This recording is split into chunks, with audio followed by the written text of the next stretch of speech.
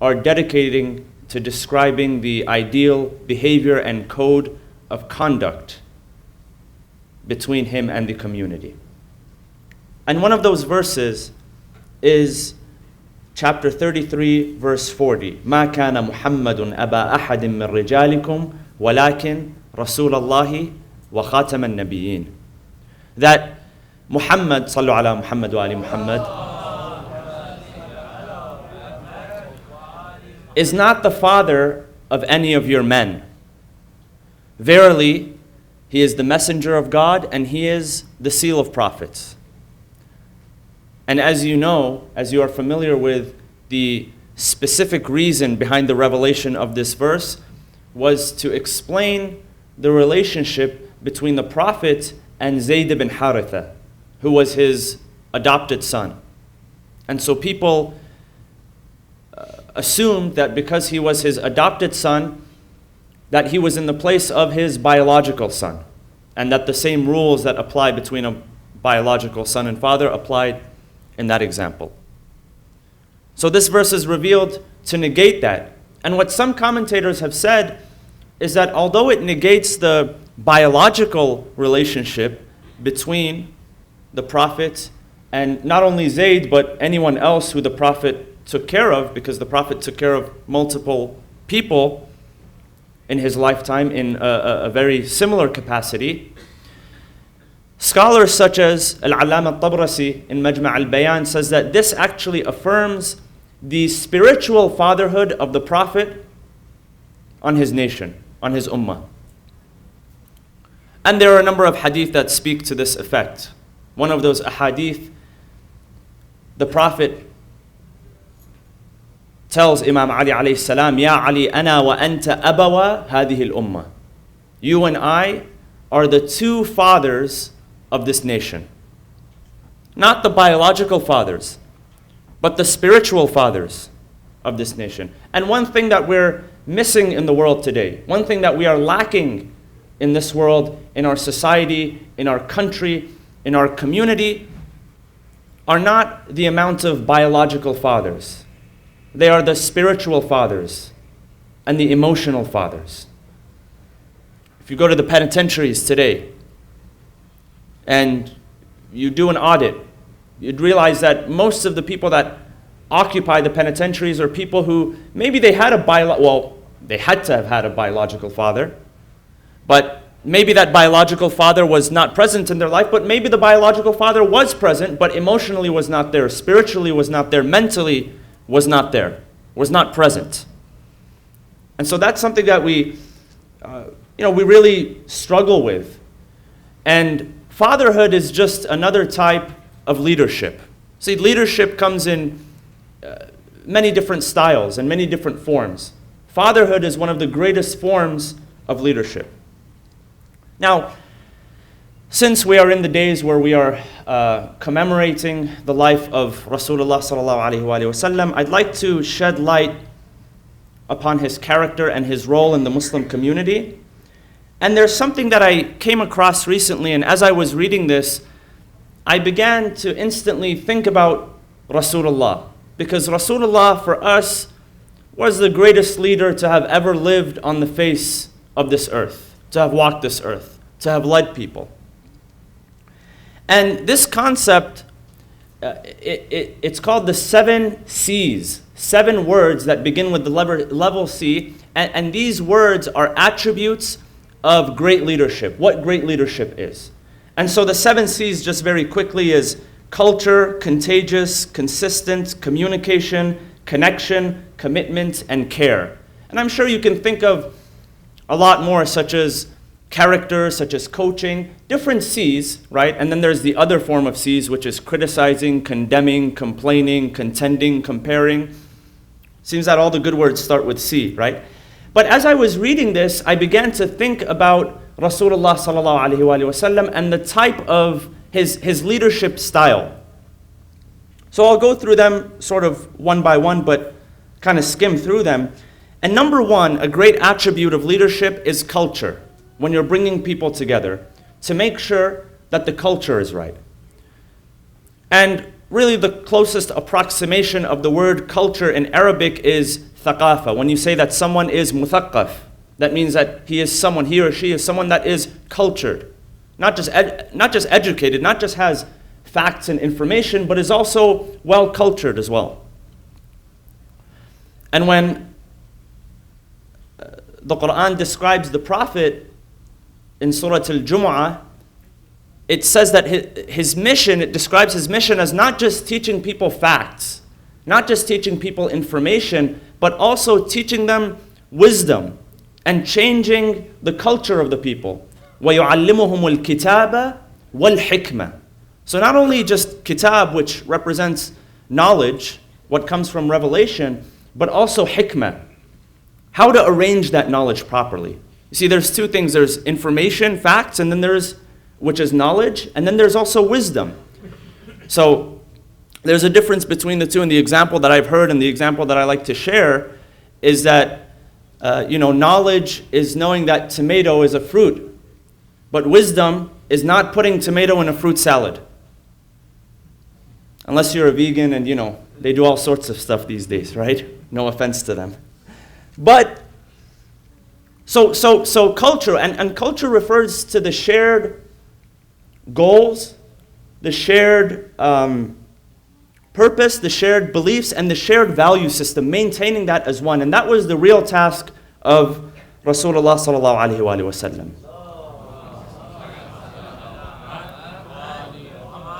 And so part of that is really knowing what you stand for. When you know what you stand for.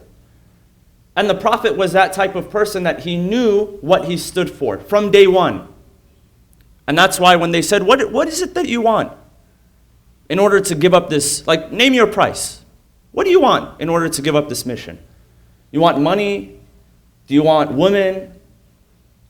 Do you want social status? Do you want to, be in the inner circle of the leaders? We'll give all of that to you. Just give up your mission. And he said that if they give me the sun and the moon in my hands, meaning if they give me everything in this world and even things that they don't even have, that's the metaphorical expression, I won't give up this message because I know what I stand for. And that's what culture refers to. So number one is culture. Number two, the second C, is contagious. So when something is contagious, it can spread quickly. Now, we're getting closer to flu season, and they say that the flu is contagious, and it's most contagious, if I'm not mistaken, within the first 3 to 4 days of you catching it. And the high season is around December to February. So, keep yourselves protected and stay healthy. It's a good idea. But when we think about the word contagious, automatically you think of a germ or a flu. How about being contagious with positivity, with optimism, with belief? The Prophet was a type of person who had so much belief that he was contagious with it, that he spread it to his community.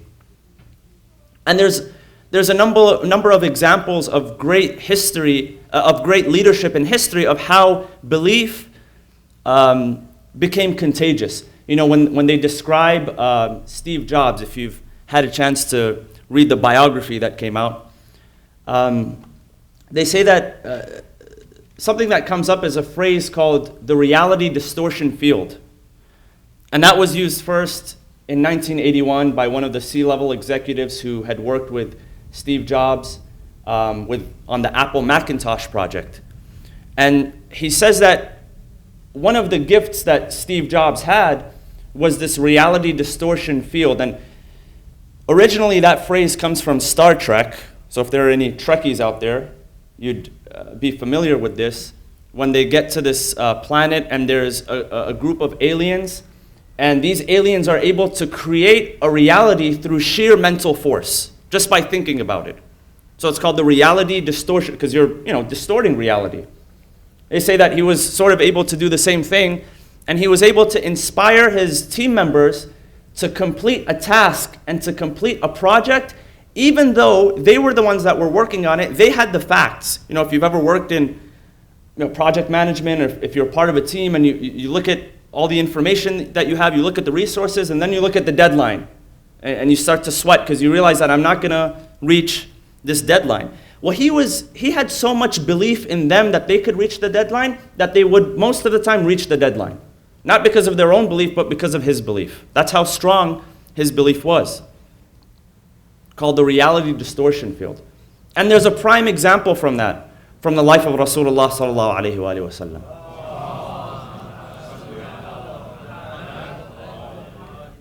During the Battle of Khandaq, or the Battle of Al-Ahzab, when the Muslims had to dig a trench in order to protect themselves from the invasion of the coalition, it said that as they were building this trench in teams, they would do so strategically in teams so that they can get the job done, that the narration says that Salman al-Muhammadi, who originally was the architect of the trench, and it was his idea, because that was what was known in Persian warfare, that if you dig a trench, no horse would be able to cross over it. That was the philosophy. So they started digging the trench, and one narration says that Salman was with a group of 9 other people, and they were using whatever tools they had, whatever, their resources were very low at that time. And as they were digging, they got to a rock, a giant rock, that they couldn't really pull out with a shovel. So they started striking it with pickaxes and whatnot, and time was not on their side. Their resources were limited. So that was an obstacle. So Salman calls to the Prophet, and the Prophet comes, he gets inside the trench, he takes one of the axes, one of the tools, and he begins to strike. And the narration says that he struck 3 times, and the first time that he struck, a light emanated from that rock and pointed towards the direction of the south. The second time, it directed towards the east. The third time, it directed towards the north. And then, as he was coming out, the Prophet came face to face with Salman. The Prophet said, Salman, did you see what happened? He said, yes, I saw what happened, but what's the definition? He says, every time I struck, a light came out in a different direction. And God has revealed to me, the Prophet says, God has revealed to me that the castles that you see in the south, in Yemen, and in the east and the north, that my ummah, my nation, our message will spread to those areas. And when they saw that the Prophet had that much optimism and that belief, it became contagious with everyone. And so they began to work 2 and 3 and 4 and 5 times as hard in order to complete the mission, in order to complete the task. Now, some of the hypocrites, they started laughing to one another. They said, look at what he's saying. We're digging a trench in order to protect ourselves. We don't even know if we're safe if we go and use the bathroom. And he's talking about conquering these lands, east and west and south. So there were people that, they were quote unquote realists, but realism is a socially accepted form of pessimism. And the Prophet did not allow that to affect his belief, and his companions didn't allow it. So he was contagious, and that's what's called the reality distortion field. When you think the facts are against you, but despite that, you achieve because you believe, because you're a positive person. And so that begins to attract positivity. The Prophet and the Ahlul Bayt alayhimus salam, and obviously as the followers of Ahlul Bayt, we are people of mourning. We're mourning all the time. But oppression and being oppressed is not the same as having victim mentality. And unfortunately, in today's world, it's popular to have victim mentality. Everybody is a victim. If you're Muslim, you're a victim. If you're non-Muslim, you're a victim. If you're black, you're white, you're man, you're woman, everybody just jumps on this victim boat instead of being a victor. The Prophet may have been oppressed, but he was not a victim. He was a victor. And because he had that power of belief, he was contagious with it. And he was able to transfer it to his companions. So that's number 2. Number 3 is consistency. Being consistent, not up and down. Some people, their happiness or their mood, it fluctuates in the same way the stock market fluctuates, up and down. Right? They say you get like the S&P 500 and it mirrors the stock market up and down. Some people, their mood is like the S&P 500, up and down. It fluctuates. Now, I'm not talking about illnesses such as depression. I'm talking about people who are just moody. That their mood is affected by the weather. It's affected by the economy. It's affected by if their sports team won or lost. People get very, very heated about those causes. And those athletes don't even know your name. They just know your money.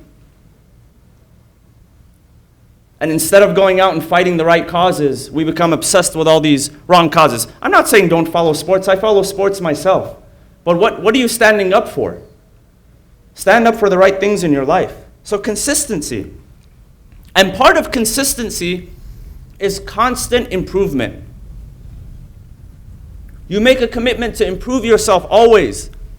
You're not goal-oriented. One of the great authors, John Maxwell, he says, don't be goal-oriented, be growth-oriented. Sometimes you think that if I hit a certain level, if I hit a certain salary, if I get a certain job, if I get a certain degree, if I live in a certain city, I've made it. And what happens when you make it? You find that there's really nothing there.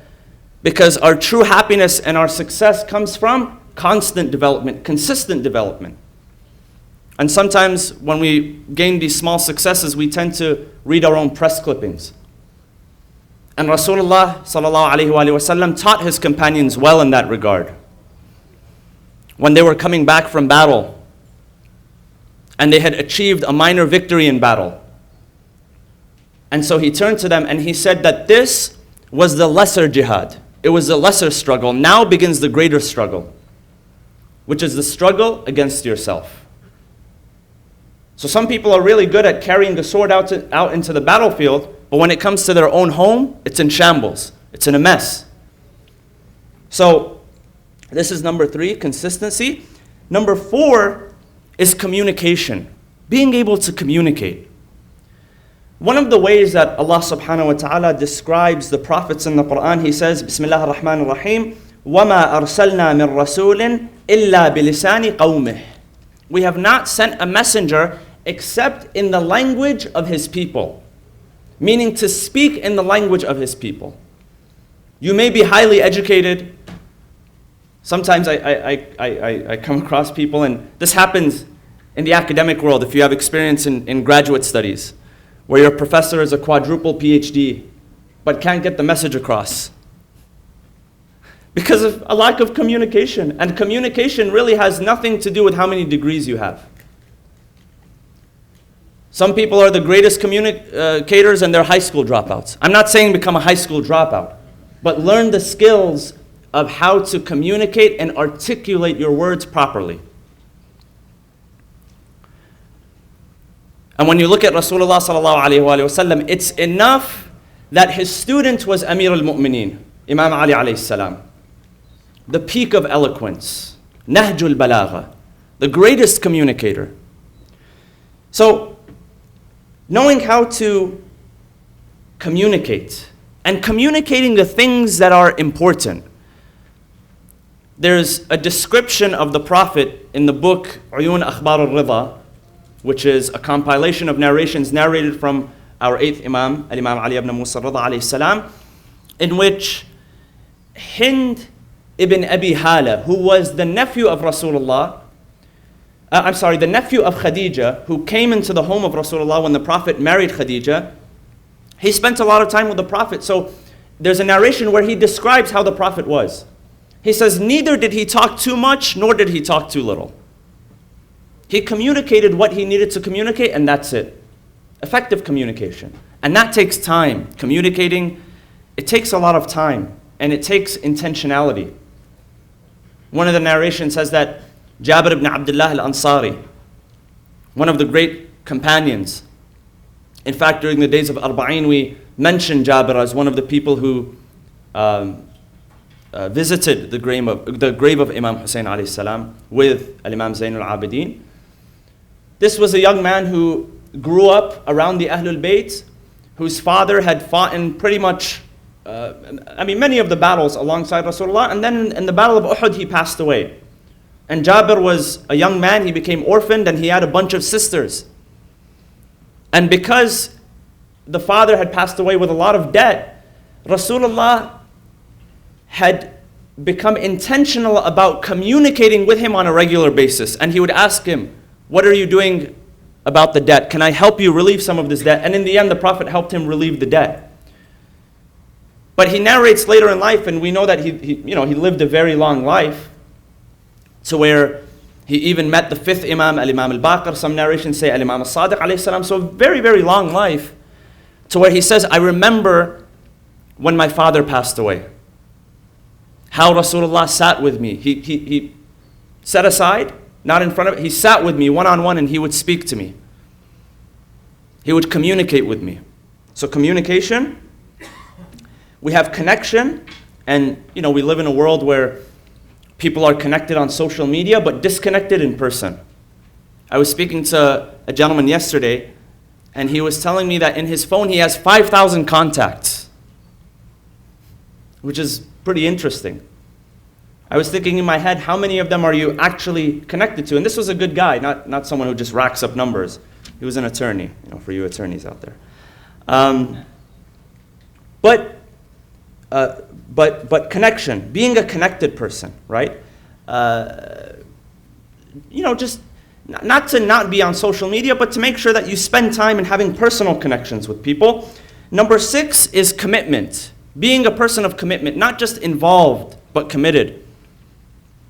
A lot of parents, they're involved in their children's lives, in their children's activities, in their children's sports. But then there's no commitment. And that really does make an impact. When you look at the life of Rasulullah, he was the type of person that would go out into the battlefield with his companions. He would roll up his sleeves and get down into the trench, and he would dig himself.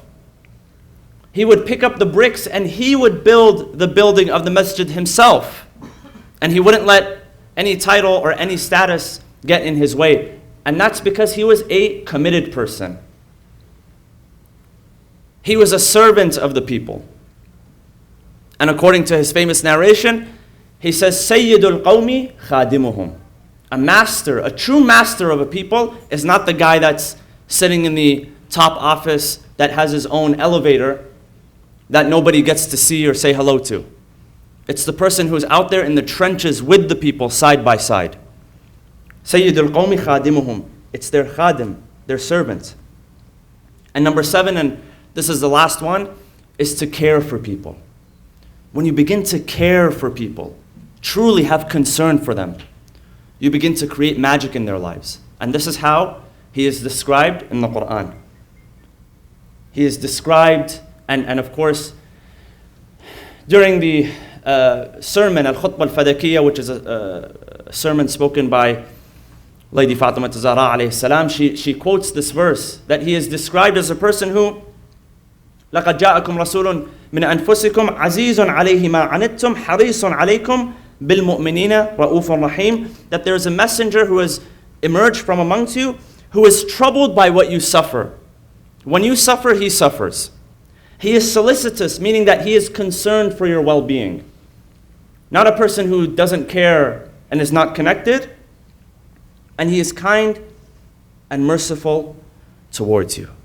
Nabiyur Rahmah, a person of compassion. I heard a number of times and that people don't care how much you know until they know how much you care. So sometimes you come in with a whole lot of knowledge, with a whole lot of experience, and you show up and throw up. And this person that you're talking to doesn't even know if you care about them or not. And that's why more important than information that you give people is the relationship that you have with them. So caring comes through relationships. We ask Allah subhanahu wa ta'ala to accept our deeds in this holy month.